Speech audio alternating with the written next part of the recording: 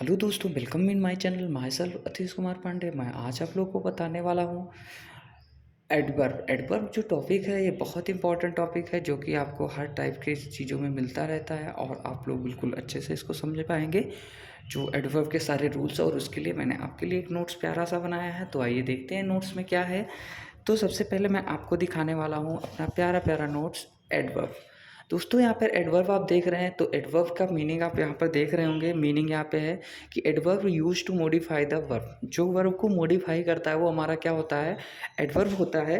Adverb gives more information about sentence. जो हमें किसी भी सेंटेंस के बारे में मतलब जो बताता है वो मेरा क्या होता है, एडवर्ब होता है। जैसे राम, अब यहाँ पे मैं एग्जांपल दे रहा हूँ, ही वॉक ग्रेसफुली, मतलब वो काफ़ी ग्रेसफुली होके दौड़ रहा है। तो क्या मतलब ही वॉक, ये तो अगर होता तो इन्फॉर्मेशन, लेकिन यहाँ पे एडवर्ब होने के कारण उसमें और जान डाल दे रहा है, मतलब आग में घी का काम कर रहा है।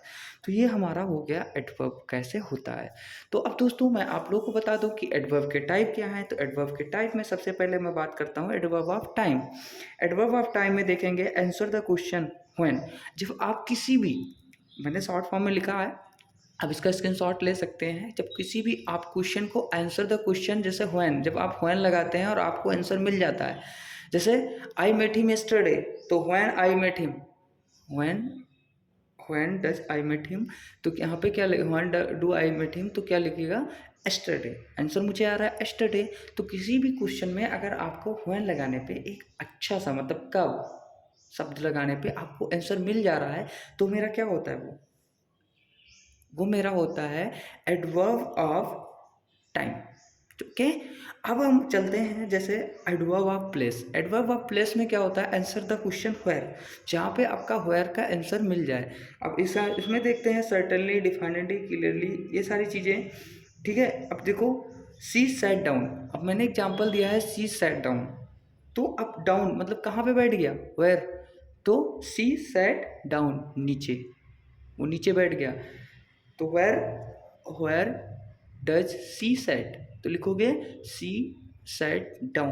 आंसर क्या आ रहा है, डाउन। तो यहाँ पर हमारा हो गया आपका जो हुआ ये एडवर्ब ऑफ प्लेस हुआ। अब नेक्स्ट देखेंगे हम लोग एडवर्ब ऑफ माइनर।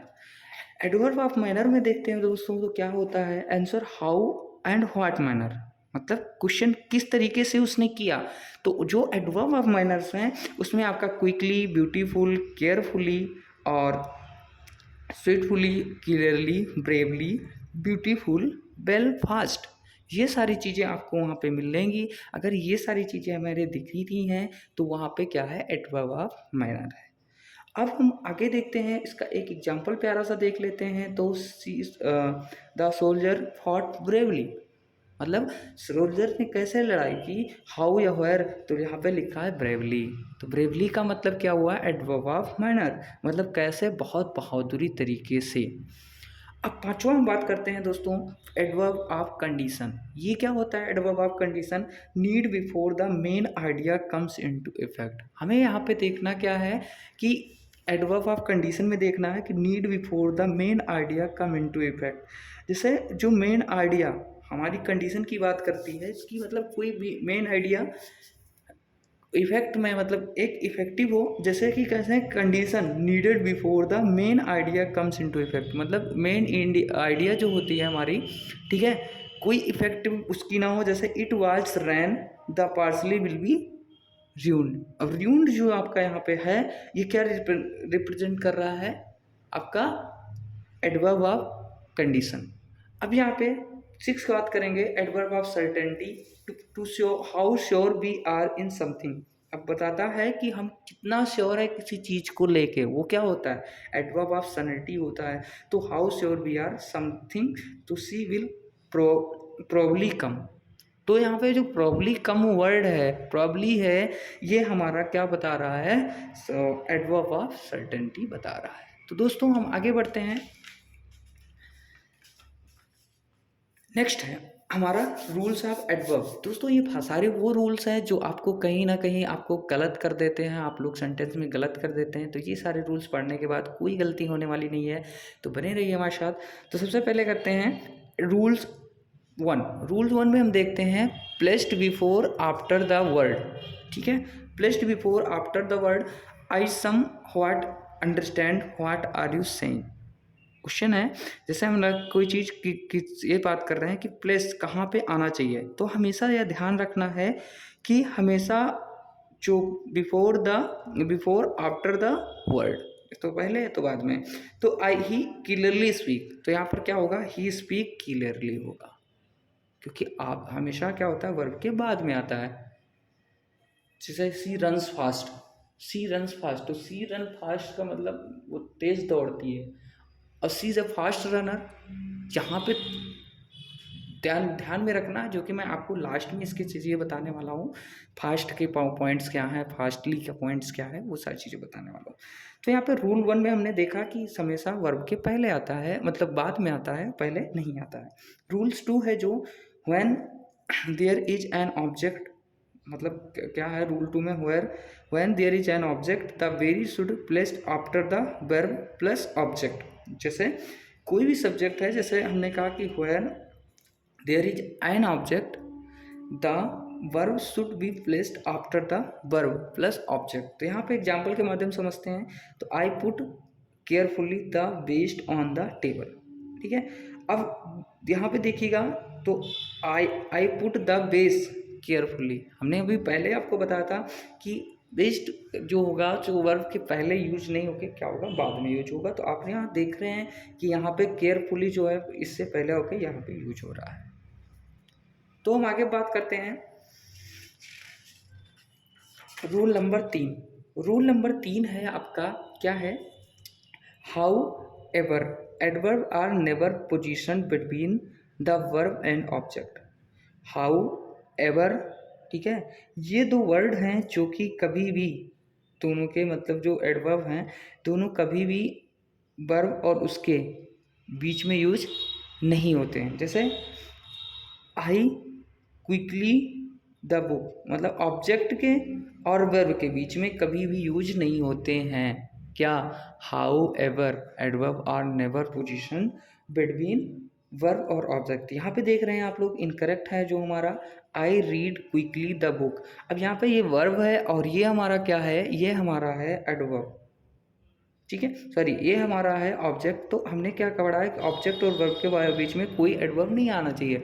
तो यहाँ पे आ रहा है, तो इसको हम दूर हटा के पहले I read the book quickly, इस तरीके से किया जाएगा। तो ये ध्यान रखिएगा कि वर्ब और ऑब्जेक्ट के बीच में कोई एडवर्ब नहीं आएगा। अब यहाँ पे देखते हैं रूल नंबर 4। रूल नंबर 4 है sometimes adverb are placed at the beginning of the clause. कभी कभार क्या होता है कि बिगनिंग में भी शुरू हो जाता है, तो इसमें कोई घबराने की बात नहीं है। तो इसमें quickly I change my position, sorry I opinion, तो यहाँ पे क्विकली कभी कभार वर्ड के पहले में भी आ जाता है। अब रूल नंबर 5 देखते हैं। तो वनली, एक शब्द वनली है, तो only immediately before the word it modify, ये हमेशा उस वर्ड के पहले आएगा जिसको ये मॉडिफाई करेगा। तो अब आई ओनली सॉल्व 2 प्रॉब्लम्स, तो अब यहाँ पे देखिए हमेशा प्रॉब्लम्स की बात कर रहा है, मैंने किसको सॉल्व किया, तो यहाँ पे इसको इसके पहले आना चाहिए। यहाँ क्या कर रहा है, तो इसको हटाओ, यहाँ से हटाओ, आई सॉल्व ओनली 2 प्रॉब्लम्स। तो ये भी टॉपिक क्लियर हो गया। आगे देखते हैं रूल नंबर हमारा 6। रूल नंबर 6 में देखेंगे कि तो else followed by but, else किससे फॉलोड करता है, बट से। तो यहाँ पे देखेंगे else why followed by but, तो यहाँ पे देखते हैं एल्स हमेशा जो होता है बट के द्वारा हमेशा फॉलोड होता है, ठीक है। अब यहाँ पे रूल 7 की बात करेंगे। रूल 7 क्या होता है, रूल 7 है आपका never, seldom, nowhere, nothing, hardly, scarcely, barely, rarely, neither, negative meaning. ये सारी चीज़ें क्या होती हैं, ये हमारी चीज़ें आती हैं रूल 7 में। किस में आती हैं, रूल 7। रूल 7 हमारा जो है,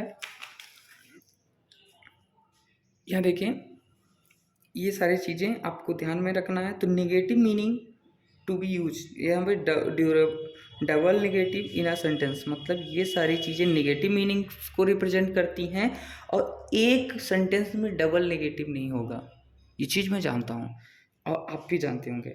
तो इस चीज़ में क्या करना है, जैसे यहाँ पे हम देख रहे हैं, एग्जाम्पल के माध्यम से समझते हैं। I hardly know nothing about this book, तो ये ध्यान रखना है, 2 निगेटिव नहीं यूज होना है। तो हार्डली और नथिंग दोनों इसी में से सब्जेक्ट हैं, हार्डली और नथिंग।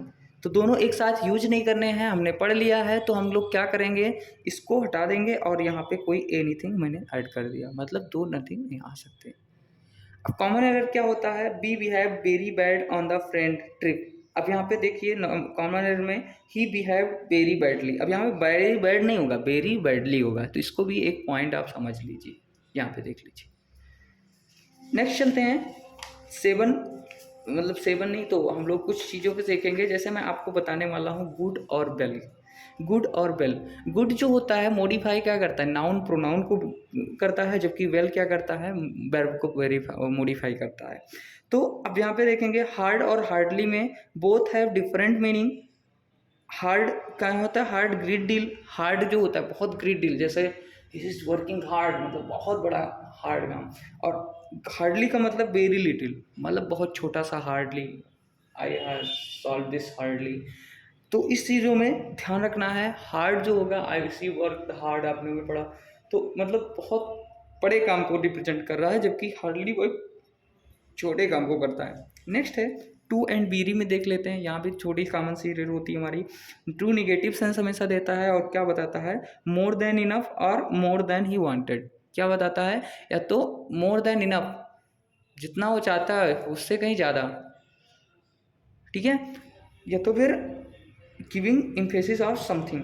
अब इसके बाद इनकरेक्ट की बात कर लेते हैं। यहाँ पे बेरी क्या है, बेरी क्या है, गिविंग इम्फेसिस टू समथिंग, मतलब क्या होता है कि किसी को थोड़े से भी, मतलब क्या होता है वेरी का, अगर हम यहाँ पे बात करें कि नेगेटिव और ये इम्फेसिस देता है, she is very good, she is very fast, she is very beautiful, तो यहाँ पे एक छोटे से देता है, आप लोग देख रहे होगा, हाँ अच्छा है, बहुत अच्छा है, और एक इधर क्या करता है, इम्फेसिस दे रहा है। अब यहाँ पे देखेंगे इनकरेक्ट में, देखें this student is to intelligent, तो अब यहाँ पे टू इंटेलिजेंट मतलब बहुत चढ़ा के, तो निगेटिव से, और यहाँ पे this student is very intelligent, मतलब हाँ वेरी तो सटीक बैठ रहा है, बट टू बहुत ज़्यादा हो गया, तो ये चीज़ें समझ आना चाहिए। नेक्स्ट है हमारा पॉइंट है इनफ का, आपको इनफ मैंने बताया था। तो an adverb usually come before adjective और एडवर्ब, ये किसके पहले आता है, एडजेक्टिव या एडवर्ब के आता है, लेकिन एक्सेप्शन इसमें एक चीज़ है, enough goes after the adjective और एडवर्ब। क्या होता है, इनफ किसके हमेशा, एडजेक्टिव या एडवर्ब के, मतलब कि कहेंगे enough goes after the adjective और द एडवर्ब। तो यहाँ पे देखेंगे सबसे पहले इनफ जो हमेशा या तो एडजेक्टिव या तो एडवर्ब के हमेशा बाद में ही लगता है, तो सी इज इनफ ओल्ड। अब यहाँ पे देखिए इनफ ओल्ड, एडजेक्टिव वो है ओल्ड, तो ओल्ड के हमेशा हमने पढ़ा है कि बाद में इनफ लगता है, तो ये हमेशा ध्यान रखना कि एडजेक्टिव या एडवर्ब की इनफ हमेशा बाद में आता है, ये ध्यान रखना, और ये छोटी सी करेक्ट मतलब पॉइंट्स को हमेशा याद रखना। ये देखिए ही फास्ट क्या होता है और फास्टली क्या होता है, तो यहाँ पे देखिए अगर फास्ट क्या होता है, तो ही इज फास्ट रनर, जब फास्ट पहले आएगा तो क्या होगा, जहाँ पे मेरा क्या बता रहा है, एडजेक्टिव को रिप्रेजेंट कर रहा है, लेकिन अगर फास्ट बाद में आता है, सी रन्स फास्ट, तो किसको बता रहा है, वर्ब के बारे में, दौड़ता कैसे है, फास्ट, और ये क्या आएगा, एडवर्ब आ गया। नेक्स्ट हम पॉइंट की बात करेंगे, तो late, late it was late at night, ये एडजेक्टिव हो गया। अब it was late at night, ये क्या हो गया, ये भी एडजेक्टिव हो गया हमारा। और I walked late into the night, ये हमारा क्या हो गया, देखिए यहाँ पे वर्ब के बाद आ रहा है, वर्ब के तुरंत बाद आता है, तो वर्ब के जब तुरंत बाद आता है तो क्या होता है, एडवर्ब होता है, और ये लेट हो गया, और यहाँ पे क्या हो गया हमारा, एडवर्ब हो गया। तो इस चीज़ को ध्यान रखना है कि कहाँ पर एडवर्ब और कहाँ पर एडजेक्टिव होता है। तो इस चीज़ को जानते हुए हम लोग नेक्स्ट वीडियो में अगले एक नए टॉपिक के साथ मिलते हैं दोस्तों। तो कैसे लगी वीडियो, और ऐसे आप हमें मोटिवेट करते रहिए, और ताकि मैं आप लोगों के सारे नोट्स ऐसे प्रोवाइड कराता रहूँ और आपको आसानी से सारी चीज़ें मिल सके। मिलते हैं अगले वीडियो में, और चाहे हो सके तो चैनल को लाइक और सब्सक्राइब जरूर करिएगा, ताकि आप अगली वीडियो की नोटिफिकेशन आपको आसानी से मिल सके।